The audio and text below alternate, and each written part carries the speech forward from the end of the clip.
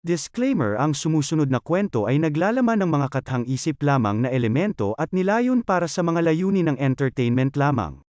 Anumang pagkakahawig sa mga aktwal na tao, buhay o patay, o totoong pangyayari ay nagkataon lamang. Ang mga pangyayaring inilalarawan sa kwentong ito ay gawa ng imahinasyon ng may akda at hindi dapat bigyang kahulugan na sumasalamin sa katotohanan sa anumang paraan.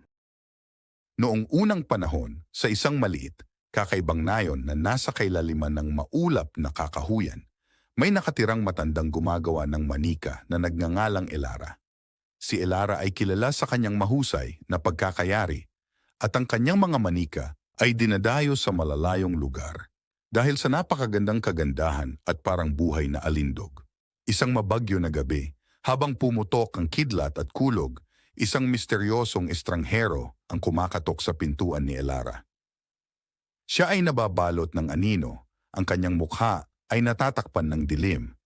Dahil sa pagkaapurahan, nakiusap siya kay Elara na gumawa ng isang espesyal na manika para sa kanya. Isang manika na magdudulot ng kagalakan at kalungkutan sa may-ari nito. Naintriga sa kakaibang kahilingan ng estranghero, tinanggap ni Elara ang hamon. Siya ay nagtrabaho nang walang pagod sa loob ng maraming araw. Ibinuhos ang kanyang puso at kaluluwa sa paglikha ng pinakakaakit-akit na manika na nagawa niya. Sa bawat tahi at tahi, nilagyan niya ng haplos ng mahika ang manika na hindi alam ang madilim na intensyon na nakatago sa likod ng misteryosong harapan ng estranghero. Nang sa wakas ay kumpleto na ang manika, ang estranghero ay naglaho sa gabi na nag-iwan lamang ng mga bulong ng kanyang masamang layunin. Hindi alam ni Elara, hindi niya sinasadyang nakagawa siya ng isang sinumpaang manika, isang manika na magdadala ng kasawian sa sinumang nagmamay-ari nito. Nakuha ng sinumpaang manika ang mga kamay ng isang batang babae na nagngangalang Amelia na nabighani sa nakakabigla nitong kagandahan. Noong una, natuwa si Amelia sa kanyang bagong kasama, ngunit hindi nagtagal ay nagsimulang mangyari ang mga kakaibang bagay. Mawawala ang mga bagay, umalingaw-ngaw ang mga kakaibang ingay sa buong gabi at magigising si Amelia upang makita ang malasalamin na mga mata ng manika na nakatitig sa kanya ng may hindi mapakali na intensidad. Sa paglipas ng mga araw, ang dating mapayapang buhay ni Amelia ay naging isang bangungot. Ang sinumpaang manika ay tila kinain ang kanyang mga takot. Pinahihirapan siya ng walang humpay sa mapangakit nitong presensya. Desperado na alisin sa sarili ang sumpa ng manika, hinanap ni Amelia si Elara, ang tanging tao na maaaring alam kung paano masira ang masamang spell. Sa mabigat na puso, isiniwalat ni Elara ang katotohanan sa likod ng pagkakalikha ng isinumpang manika. Dahil sa takot sa hindi niya sinasadyang nailabas sa mundo, nangako siyang tutulungan si Amelia na sirain ang sumpa minsan at magpakailanman.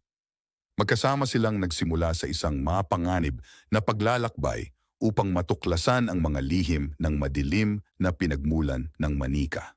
Sa pamamagitan ng mga pagsubok at paghihirap, natuklasan nila na ang tanging paraan para maputol ang sumpa ay ang sirain ang puso ng manika, isang maliit at maselang mekanismo na nakatago sa kaibuturan ng dibdib nito.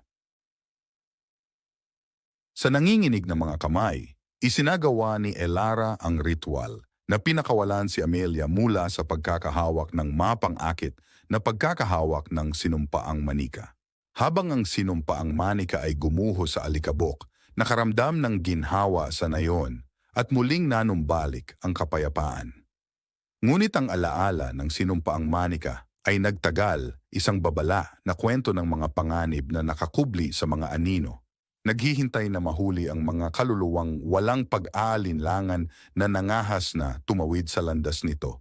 At si Elara na pinagmumultuhan ng kaalaman sa kanyang hindi sinasadyang papel sa paglikha ng manika ay nanumpa na hindi na muling makisali sa madilim na sining ng mahika. Salamat sa pagpapahintulot sa amin na akitin ang iyong imahinasyon, pakiligin ang iyong mga pandama, at dalhin ka sa mga mundong parehong hindi ka panipaniwala at nakakatakot.